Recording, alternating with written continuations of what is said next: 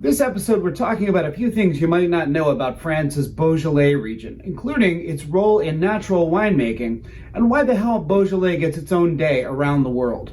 But before we get too far into those, we need to talk about Beaujolais' central grape, Gamay, and how it was bullied out of its hometown in northern Burgundy. See, Gamay is an extremely old grape. How old? Well, the first written mention of it was in 1395, although we'll get to why it was mentioned in just a few minutes. But it's important to know that Gamay's parents are the original Pinot grape and the very prolific Gouais Blanc grape. And these parents are more famous than you might think. Together, they gave birth to at least 20 other well-known grapes, including Chardonnay, Pinot Noir, all the mutations of Pinot Noir, and Aligoté. When we're talking about Gamay, we're usually talking about Gamay Noir, as there are several different versions of the grape. However, these are rarely used in wine. The most notable is Gamay Teinturier, a version whose juice is dark, and Gamay Blanc, which is no longer cultivated. So when you see Gamay on a label, it's safe to know that we're talking about Gamay Noir. Like its siblings Chardonnay and Pinot Noir, it buds early and ripens early, but unlike Pinot Noir, it's fairly fertile. When the soils are healthy, it can grow out of control and requires a fair amount of pruning to keep that growth in check. And in fact, it's this fertility that caused problems for it in its homeland of Burgundy. During the Middle Ages, the greater region of Burgundy was ruled by a series of 4 dukes. These Burgundy-based dukes were given the somewhat obscure title of the Dukes of Burgundy, a group much less racist than the Dukes of Hazzard, although interestingly, they drove the exact same car. One of these dukes, Philip the Bold, put out a decree in 1395 that Gamay should be outlawed from Burgundy. The vines were to be ripped up and replaced with Pinot Noir. What were his reasons? What he said was that Gamay was, quote, very bad and disloyal, harmful to human creatures. Many people who had it in the past were infested by serious diseases, as we've heard. End quote. Was this true? Why, of course. That's why Gamay-based wines are the #1 cause of mortality worldwide, more than cancer and plane crashes combined. No, of course it's not true. The real reason had less to do with health concerns and much more to do with a sort of classism. Pinot Noir was a much more delicate and fragile grape to grow, requiring more labor and time. It was a rarer find. The nobility saw themselves in that grape. Gamay was hardy and fertile, growing like a weed. It was much more rustic, countrified, plebeian. So, under some pressure from the aristocracy, Philip the Bold cowered under pressure and gave the farmers of Burgundy 5 months to pull up the Gamay growing in Burgundy's Côte d'Or and replant it with Pinot Noir. But this turned out to be a blessing in disguise. Southern Burgundy and Beaujolais, which is located just south of Burgundy, are marked by granite soil, very much unlike the clay-rich marl found in the Côte d'Or. And Gamay and granite are a perfect match, resulting in wines that, if vinified well, can rank among some of the best around. And yes, Pinot Noir has gone on to great fame, deservedly so. But Gamay did get a sort of revenge in its new home turf of Beaujolais. It got its own very famous festival day, which is now celebrated around the world. And that's what we're going to talk about next. Over the past few decades, Beaujolais Day has joined the grand tradition, along with Cinco de Mayo and St. Patrick's Day, of America celebrating other countries' holidays. But while Cinco and St. Patty's are easily accessible to anyone with proximity to a Corona or some green food coloring, Beaujolais Day may strike you as a little bit more arcane, a little more dignified. After all, the early years of Beaujolais Day saw wine being delivered to Paris by elephants and by rickshaws. And if this sounds hallowed and traditional, keep in mind that this elephant and rickshaw delivery service didn't start until roughly the 1960s, meaning they could have shared the road with Adam West's Batmobile. In other words, it's all a bit of silliness and fun to celebrate a wine that, rightly or wrongly, very few think of as a serious wine. So how did it start? And maybe more importantly, is the wine worth all this fuss? Most of the red wines in Beaujolais focus on the light-bodied, low-tannin Gamay grape. Gamay is very suited to a style of winemaking called carbonic maceration that works like this. Whole bunches of grapes are thrown into a fermenting vessel and then sealed over so that they are airtight. In some cases, winemakers pump carbon dioxide into the vessel to drive out the oxygen. Without oxygen, a chemical reaction causes the grapes to ferment without needing yeast. In fact, the fermentation happens inside the grape. This leads to wines that are very light in color and body and often take on banana or bubblegum flavors due to the presence of a compound called isoamyl acetate, which we talked about in our video on pinotage. Carbonic maceration is very common in Beaujolais, especially in the wines coming from the southern regions. These wines are usually called simply Beaujolais or Beaujolais Village. The wines made in the north, where the granite soils allow the grape to get riper, tend to make wines that are much higher quality. These are called the Beaujolais Cru, and there are 10 of them. Many of these wines do not use carbonic maceration, instead using the traditional method of crushing the grapes, letting them soak up color, flavor, and tannins from the skins, and then fermenting them on those skins. But Southern Beaujolais is all about these light, refreshing, carbonically macerated wines. And historically, the vineyard workers didn't wait too long after harvest to start drinking the wine, the brand new wine. Hence the development of Beaujolais Nouveau or New Beaujolais. Now, in the early to mid 20th century, France was in process of developing a system of protecting the wines of certain notable regions. The first was the Rhone Valley's Châteauneuf-du-Pape, but it wasn't the last. Almost immediately, every wine region in France wanted to basically trademark itself. And Beaujolais was no exception. Winemakers in the region started holding festivals to celebrate the end of the French harvest. The festivals were wild and fun, celebrating not just the new wine, but the wines of the entire region. But it was the new wine that took center stage, and before long, a group of enterprising winemakers saw a great opportunity to market Beaujolais wines outside of France. Thus was born an international marketing campaign built around a simple slogan, Le Beaujolais Nouveau est arrive. The most important of these enterprising winemakers was a merchant producer named Georges Duboeuf. He was born in Burgundy to a family of winemakers and had organized a co-op of Beaujolais farmers by the time he was in his 20s.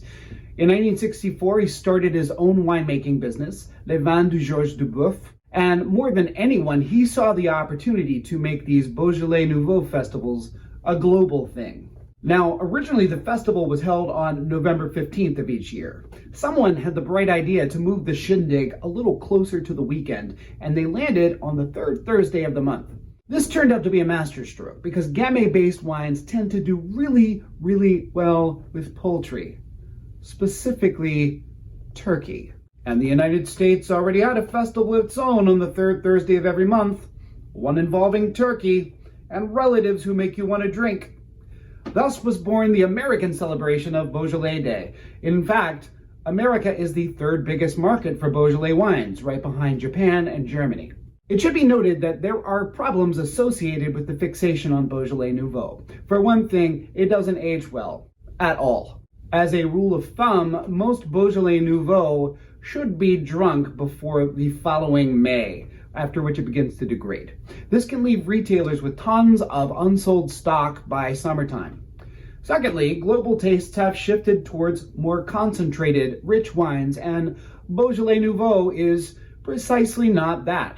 So since the 1980s, the craze has begun to die down. But it's important to remember that Beaujolais Nouveau is only one style of wine from that region. After all, many people seem to lump all the wines of Beaujolais in together. And this is a shame, because the cru from northern Beaujolais are often of exceedingly high quality and great concentration, in particular wines from Morgon or Moulin-au-Vent. Drinking Beaujolais cru is like tasting an exquisite, heavily steeped black tea from fine Indian tea leaves. Drinking Nouveau is much closer to taking a sip as soon as the bag hits the water. So don't judge, explore, and you can do it year-round. If you've ever entered a boutique wine shop, you've probably at least heard someone talking about natural wine, especially if the shop owner has a beard, Buddy Holly glasses, and has strong opinions about why your favorite band sucks. Or maybe you've heard someone asking after wines with sexy descriptions like raw, naked, or minimal intervention. Well, welcome to the world of natural wines, a world which is at times hopeful, pioneering, confusing, and irritating, often all at once. In the past 8 years or so, internet search volume for natural wines has more than quintupled and is showing no signs of stopping. In larger cities, wine shops have emerged that are entirely devoted to natural wines, sometimes, but not always, at prices that can take your breath away. And if your immediate knee-jerk response is to say, "What the hell is natural wine?" well, it's a fair question. The answer should and could be easy, but it's just not.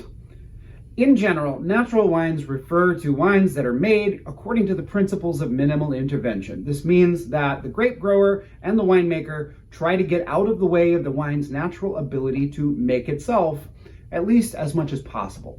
If that sounds good to you, especially faced with supermarket shelves filled with wines that are more chemically manipulated than insert aging movie star here, no one would blame you. The problem is, getting out of the way and letting the wine make itself are both irritatingly vague propositions, and they mean very different things to different people, especially natural winemakers themselves, who fight like the Real Housewives of Rioja. If you've ever heard two punk bands fight over who is the more authentic and it made you want to throw up on your Doc Martens, you should probably stay off of wine Twitter. The infighting there is ruthless. So to get a sense of where this movement comes from, let's talk about World War II. One of the many wonderful instruments of warfare developed during this conflict was DDT, a powerful pesticide that was so effective, farmers immediately began to use it everywhere, even on kids who would line up just to be sprayed down by a wandering DDT truck. But not all farmers were thrilled about this new innovation, and some of them were quite good at thinking and writing about it. In particular, there was Jules Chauvet, a winemaking merchant in France's Beaujolais region. This is the land of terroir, and Chauvet didn't want anybody turning these rustic vineyards into a middle school gym locker hosed down in Axe body spray. He wrote extensively about it and campaigned against the use of pesticides everywhere in the area. Chauvet took a fair amount of his influence from the German Lebensreform movement, which emphasized a back-to-nature philosophy back in the late 19th and early 20th century. Chauvet argued for a pure farming method, and as the ecology movement of the 1960s grew in power, he was heard by an increasing number of influential winemakers who were concerned not just with the effect of pesticides and other chemical interventions on the land, but on the quality of their wines, especially a small group of winemakers in Beaujolais' Morgon and Renier regions. This was the famous Gang of Four, comprising Marcel Lapierre, Jean Froilard, Guy Breton, and Jean-Paul Thévenet. From the 1970s on, these four winemakers devoted their efforts to carrying on Jules Chauvet's philosophy of very careful, gentle, ecologically responsible grape growing and winemaking. Eventually, the movement spread outside of Beaujolais, partially due to the influence of the U.S. importer Kermit Lynch, who made the premium wines of the Gang of Four a part of his portfolio. Slowly, these natural Beaujolais wines gained traction and prestige until the great financial meltdown of 2008. If you thought losing your home and or your job was bad, just think. Some people were too broke to afford high-quality Burgundy wines and needed to find a more affordable alternative. Enter the excellent wines of the Beaujolais crew, and in particular, the natural wines of the Gang of Four. Not only were the wines delicious, but the anarchically crunchy back-to-nature philosophy jived well with a society that basically turned Whole Foods into Walmart. Now, if you're thinking, what on earth could be wrong with such a wholesome, earth-friendly philosophy, especially given that the world is on fire and we'd like to drown our sorrows in something other than gasoline? I agree with you. Most reasonable people agree with you, except maybe those few people who can't stand to drink anything that doesn't contain mega purple dehydrated oak powder and yellow number 5. The problem, like with so many things, isn't with the philosophy.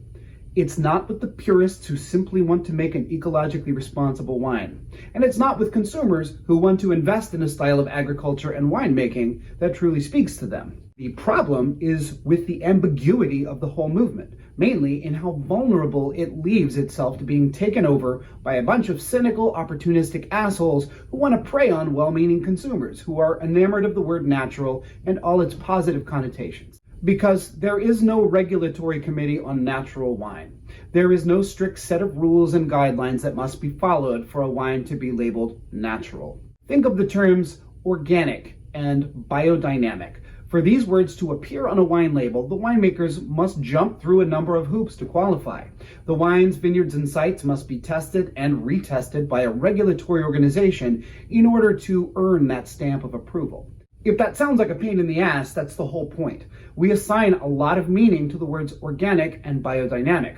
By defining them strictly, we create clear expectations for how a wine is to be made, from fruit set to bottling. This is not remotely the case with natural wine.